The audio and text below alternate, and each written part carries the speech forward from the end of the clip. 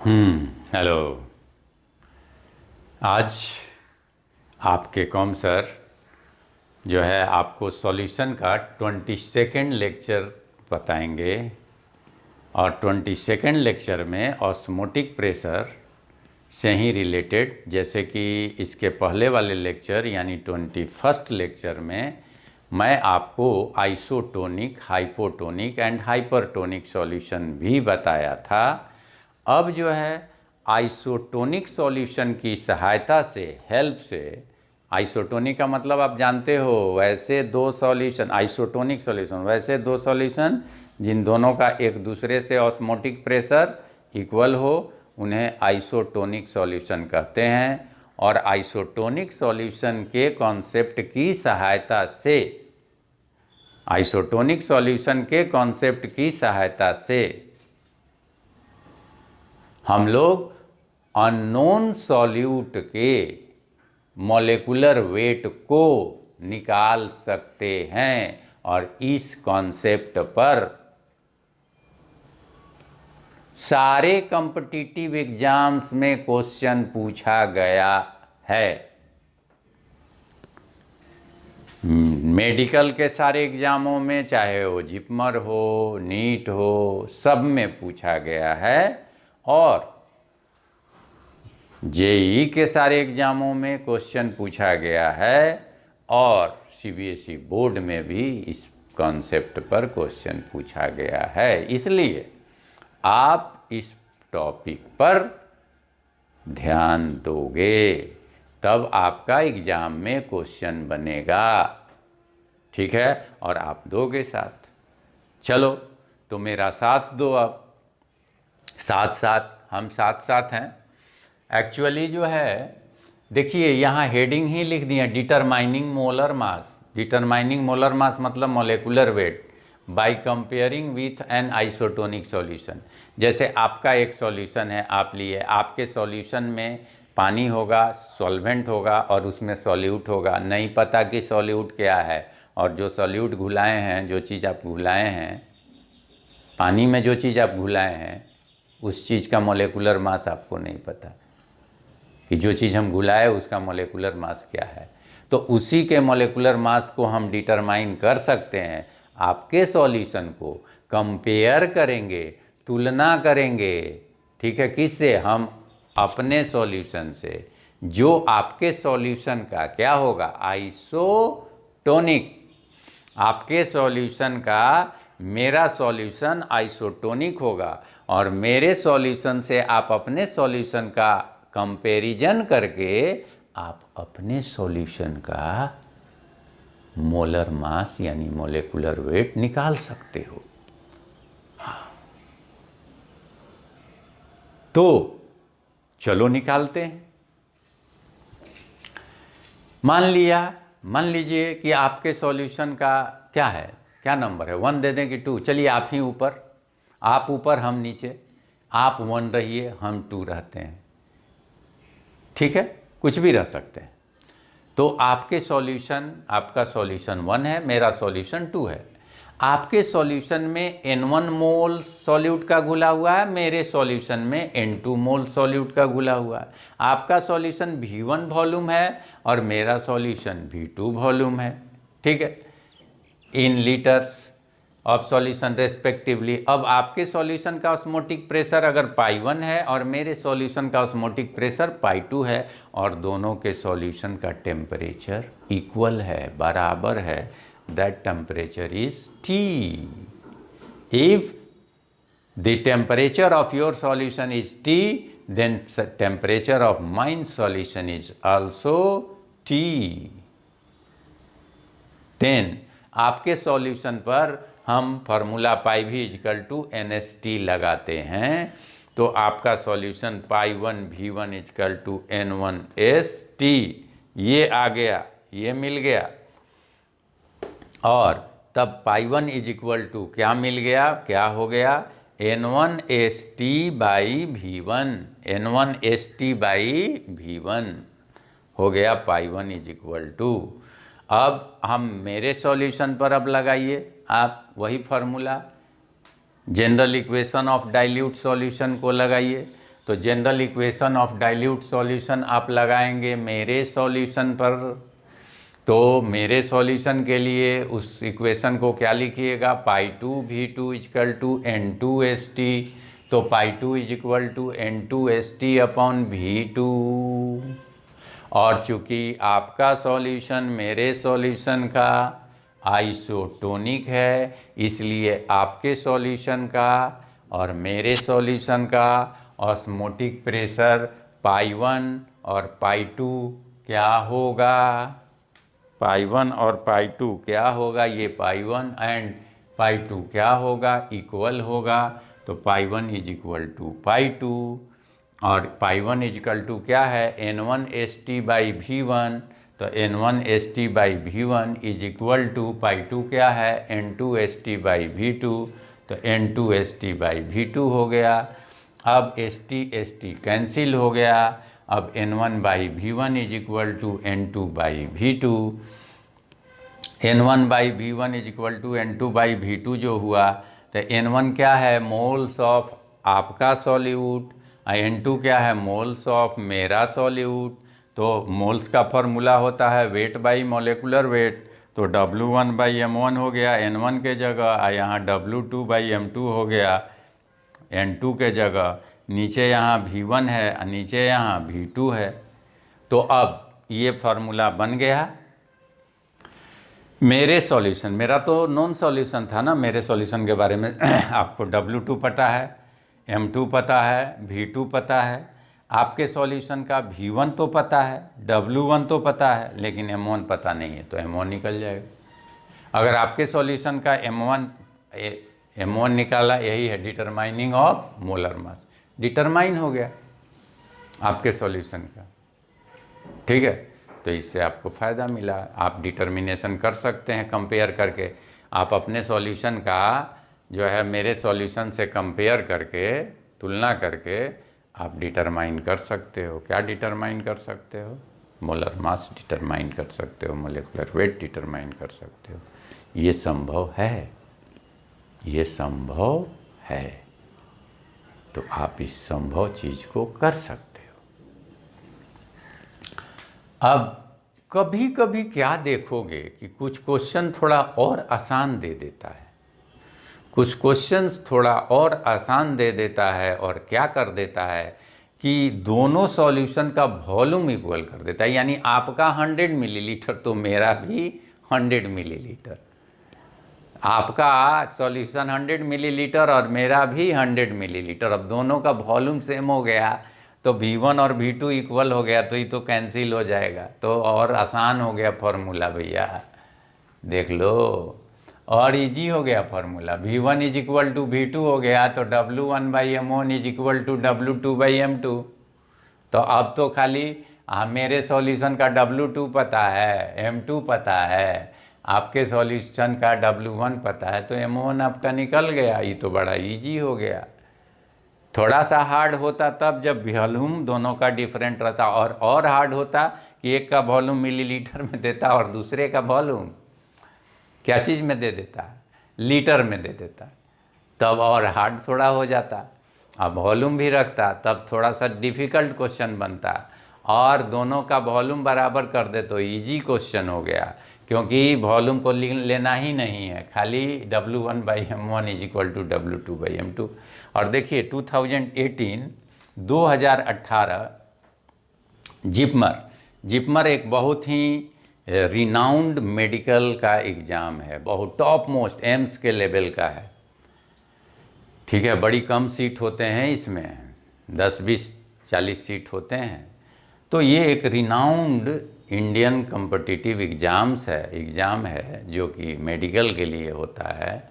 और इस एग्ज़ाम में, इतने रिनाउंड एग्ज़ाम में, ये जो है 2018 में एक इसी तरह का इजी क्वेश्चन पूछा था, और इजी का फॉर्मूला पर इसमें V1 V2 बराबर कर दिया था। देखिए क्वेश्चन लिखा था कि the osmotic pressure of 4% W/V। ये 4% W/V हम पहले पढ़ा चुके हैं आपको।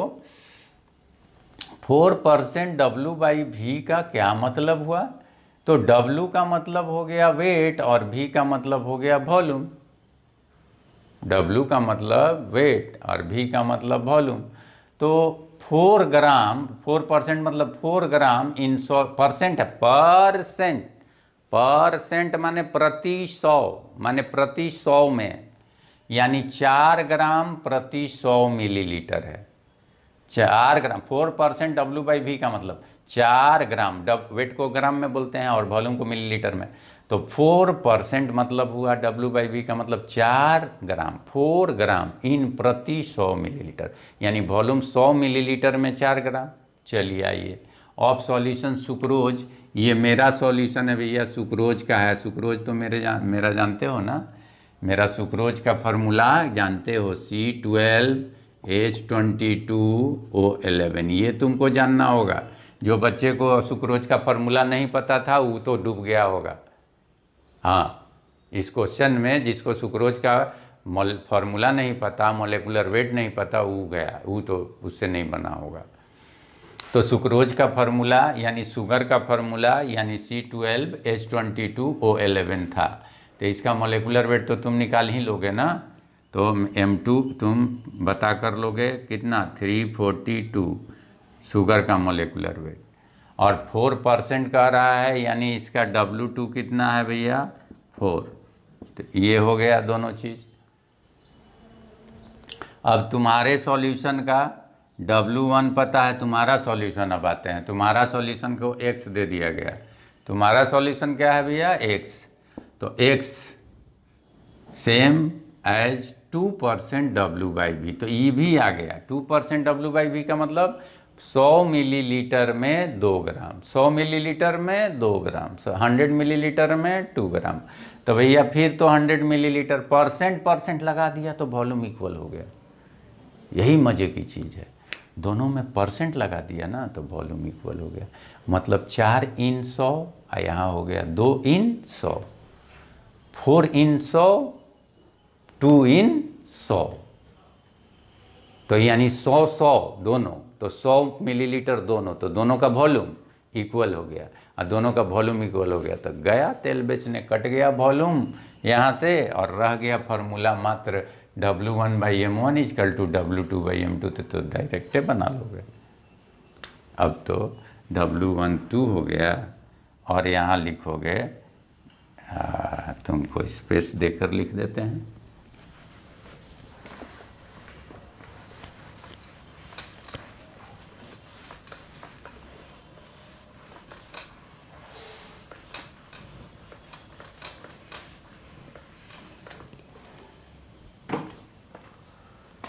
देख लीजिए, W1/M1 = W2/M2, ठीक है। अब देखिए, आप पुट कीजिए, W1 आपका कितना था, 2, M1 आपका नहीं पता था, निकालना था।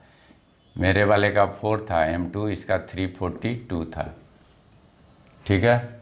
इस 2 को 4 से कैंसिल कर दीजिए तो कितना आ गया, 2, और 2 को इससे कैंसिल कीजिए तो 171।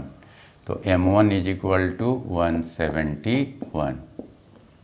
आ गया ना, आ गया ना, मज़ा मिल गया ना। तो इट्स द कॉन्सेप्ट, और इस तरह से आपको जो है बनता है क्वेश्चन, और इस तरह से कॉन्सेप्ट लिए जाते हैं। अब इससे थोड़ा सा हार्ड क्वेश्चन क्या कर देगा कि वॉल्यूम रखेगा, तो ये फार्मूला लगाइएगा। हार्ड करेगा, ध्यान से सुन लीजिए। अब हम क्वेश्चन थोड़ा सा हार्ड करेंगे, ठीक है, और उसमें वॉल्यूम जो है रहेगा दोनों का अलग अलग, और उसमें भी हम क्या करेंगे, एक को मिलीलीटर में रखेंगे या एक को लीटर में, आपको फंसाने के लिए, हाँ, मगर फंसना नहीं।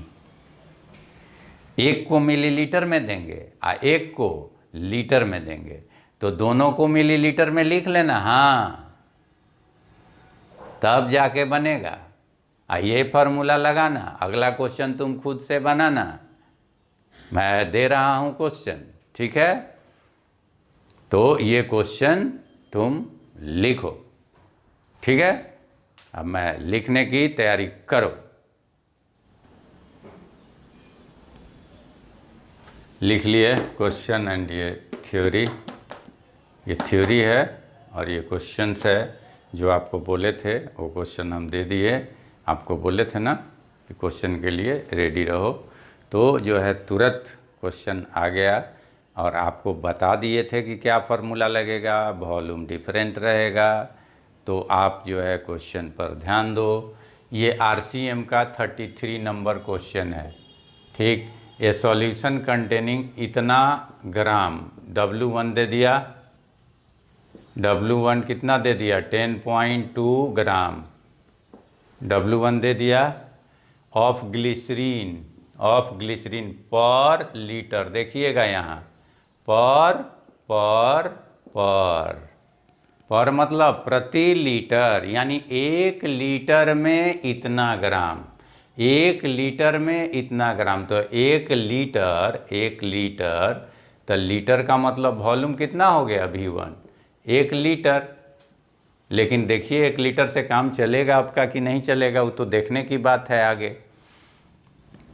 Is found to be isotonic, isotonic भी हो गया, आइसोटोनिक विथ 2%, ये 2% सॉल्यूशन ऑफ ग्लूकोज।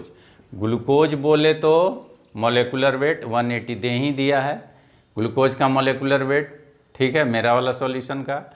और 2% मतलब 2 ग्राम इन 100%, माने प्रति 100%, मतलब प्रति 100, यानी 100 में, यानी एक तरह से ये W/V है, यानी कि 100 मिलीलीटर में 2 ग्राम। तो यानी कि आपका जो है W2 हो गया 2 और M2 हो गया कितना 180 और V2 हो गया आपका 100। V2 कितना हो गया 100, देख रहे हैं ना, 2 ग्राम में 100 मिलीलीटर में 2 ग्राम, तो 100, लेकिन 100 क्या मिलीलीटर, और ऊपर आपका ये वॉल्यूम किस में दिया है पर लीटर में, फंसाने की कोशिश कर रहा है पर लीटर। तो पर लीटर मतलब 1 लीटर में, यानी कि V1 हो गया 1000 मिलीलीटर, ये भी मिलीलीटर में होना चाहिए। तो अब M1 निकल जाएगा, M1 is equal to what, M1 क्या होगा, M1 आप निकाल लोगे। W1 दे दिया 10.2, M1 निकालना है, V1 आपको दिया 1000 मिलीलीटर पर लीटर का मतलब, और W2 दिया, M2 दिया, V2 दिया। तो M1 निकाल लो अपना मॉलिक्यूलर वेट। तो फार्मूला लगा आपका क्या, देखिए आपका W1/M1 V1 equal to W2/M2 V2, put कर दीजिए आप, सब निकल जाएगा। W1 क्या रखोगे 10.2/M1 निकालना है, V1 1000 is equal to W2 2, M2 180, V2 100, ये 2 0, ये 2 0 कैंसिल, ये 1 0, ये 1 0 कैंसिल, ठीक है। ये 2 से इसको कैंसिल करो तो ये कितना आ गया 9, ठीक। अब M1 इज इक्वल टू 9 इससे आके मल्टीप्लाई हो जाएगा। तो M1 is equal to 10.2 into 9, तो ये मल्टीप्लाई किए तो कितना आ गया 91.8, लगभग 92, ठीक है। तो इस तरह से ये हो गया आपका ये कॉन्सेप्ट, और ये क्वेश्चन बन गया। इसी तरह से क्वेश्चंस रह सकते हैं मिक्सचर पर क्वेश्चन रहेंगे। Osmotic pressure of mixture of 2 solution, 2 सॉल्यूशनों का मिक्सचर बना दिया जाए तब ऑस्मोटिक प्रेशर। तो let the 2 solution of same substance, same substance का मतलब चीनी और पानी का एक सॉल्यूशन और चीनी और पानी का दूसरा सॉल्यूशन, तो कहोगे कि एक ही तरह का सॉल्यूशन दोनों ले लिए, तो मतलब ये कि हो सकता है एक फीका हो एक गाढ़ा हो, ये मतलब एक फीका हो और एक गाढ़ा हो, और जो गाढ़ा होगा उसका ऑस्मोटिक प्रेशर अलग होगा, जो फीका होगा उसका ऑस्मोटिक प्रेशर अलग होगा। मान लीजिए कि दोनों सॉल्यूशन का एक का वॉल्यूम V1 है और दूसरे का वॉल्यूम V2 है, एक का वॉल्यूम V1 और दूसरे का वॉल्यूम V2, और एक का ऑस्मोटिक प्रेशर π1 और दूसरे का ऑस्मोटिक प्रेशर π2। ठीक, तो दोनों को मिक्स कर दिया, दोनों को एक ही में मिला दिया, तो मिलाने के बाद वॉल्यूम हो गया V1 प्लस V2।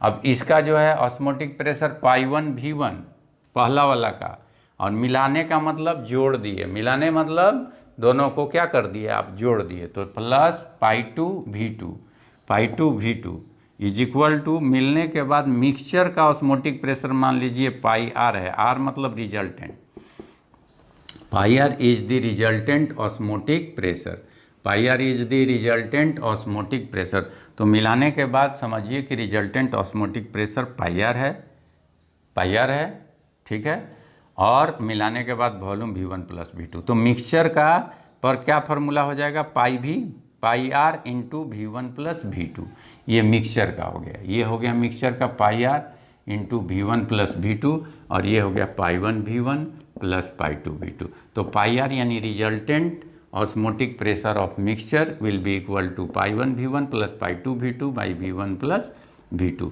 तो इससे आप निकाल सकते हो मिक्सचर का।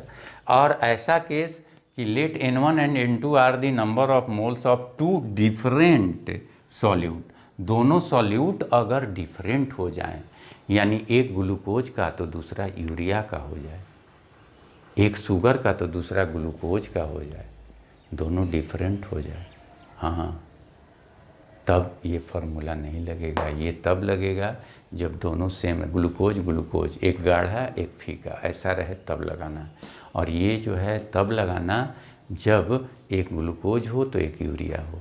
तो अगर अलग अलग चीज़ों का है, अगर एक का वॉल्यूम V1 है दूसरे का वॉल्यूम V2 है, तो मिलाने के बाद वॉल्यूम कितना हो जाएगा, V1 प्लस V2। अगर आइडियल सॉल्यूशन है, फॉर आइडियल सॉल्यूशन ये ध्यान दीजिएगा, मिलाने के बाद वॉल्यूम V1 प्लस V2 ही होगा आइडियल केस में, अगर आइडियल नहीं है तब नहीं होगा। तो वॉल्यूम मिलाने के बाद हो गया क्या चीज़ का, V1 प्लस V2। हाँ, अगर एक का ऑस्मोटिक प्रेशर π1 है और दूसरे का ऑस्मोटिक प्रेशर π2 है, तो दोनों को मिलाइएगा, तो दोनों के ऑस्मोटिक प्रेशर को जोड़ दीजिएगा तो निकल जाएगा दोनों का। अगर अलग अलग रहे तो सिंपल दोनों को जोड़ दीजिए, यूरिया वाला का मान लीजिए π1 है ऑस्मोटिक प्रेशर, ग्लूकोज वाला का π2 है, तो दोनों का ऑस्मोटिक प्रेशर जोड़ दीजिए मिलाने के बाद, तो निकल गया क्या, मिलने के बाद मिक्सचर का ऑस्मोटिक प्रेशर मिल गया। ये मिक्सचर का ऑस्मोटिक प्रेशर है, ये ऑस्मोटिक प्रेशर किसका है, मिक्सचर का, ये भी मिक्सचर का है, रिजल्टेंट मतलब मिक्सचर का।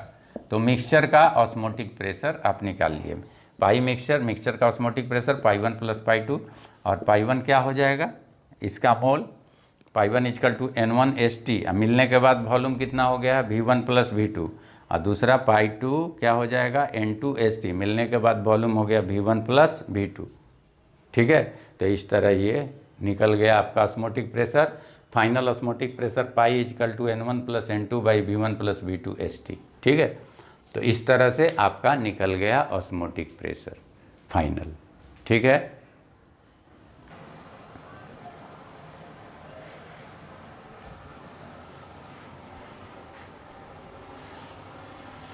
तो लिख लिए आप लोग, है ना। Biological importance of osmosis, osmosis जो होती है इसके बहुत सारे बायोलॉजिकल इम्पोर्टेंस है, थोड़ा बहुत जो आपको अभी डायरेक्ट रिलेटेड है वो मैं बता देता हूँ। ठीक, आप जो कोई मरीज होता है, कोई जो मरीज होता है हॉस्पिटल में भर्ती होता है, तो कई बार उनको पानी चढ़ाने की ज़रूरत पड़ती है। आप सुने भी होंगे, देखे भी होंगे, कुछ लोग आप लोगों में से कुछ लोग तो देखे होंगे कि कुछ मरीज जो है को पानी चढ़ाया जा रहा है, पानी चढ़ते हुए देखे होंगे, कुछ लोग सुने होंगे। तो पानी जो चढ़ता है वो क्या कैसा पानी होता है? क्या डिस्टिल्ड वाटर होता है? तो बहुत लोग सोचते होंगे कि हाँ डिस्टिल्ड वाटर होता है, शुद्ध पानी होता है। नहीं, शुद्ध पानी चढ़ा दिया जाए तो आपका मरीज 1 2 3 हो जाएगा, फिर कभी फ्री नहीं हो सकता। ठीक है ना? 1 2 3 he will be never free.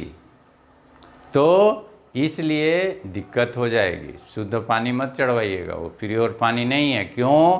क्योंकि आपका ब्लड सेल, ब्लड जो शरीर के अंदर ब्लड है, आरबीसी, ठीक है ना, ब्लड का सेल जो है, अगर प्योर पानी चला जाए तो दिक्कत हो जाएगी। और वैसी स्थिति में आपका जो है ब्लड सेल फैलने लगेगी और फैल के ब्रस्ट कर जाएगी हाइपोटोनिक के केस में, और सारी ब्लड सेल फट जाएंगी। और ब्लड सेल अगर फट गई तो फिर मरीज मर जाएगा। इसलिए ऐसा प्योर पानी अगर चढ़ाइएगा या कंसंट्रेशन कम होगा तो दिक्कत होगी। इसलिए जो पानी चढ़ाया जाता है उसमें अनपढ़ आदमी, कम पढ़ा लिखा आदमी तो कहता है कि पानी चढ़वा रहे हैं, जाके दवा के दुकान पे मांगता भी है, कहता है कि पानी ज़रा दे दीजिएगा। ठीक है, तो पानी ज़रा दे दीजिएगा। तो पानी जो है, अगर शुद्ध पानी दे दिया तो बस कहानी ख़त्म। ठीक है, तो शुद्ध पानी दे दिया तो क्या ख़त्म? कहानी ख़त्म हो जाएगा। तो इसलिए जो है ये ध्यान देना है आपको।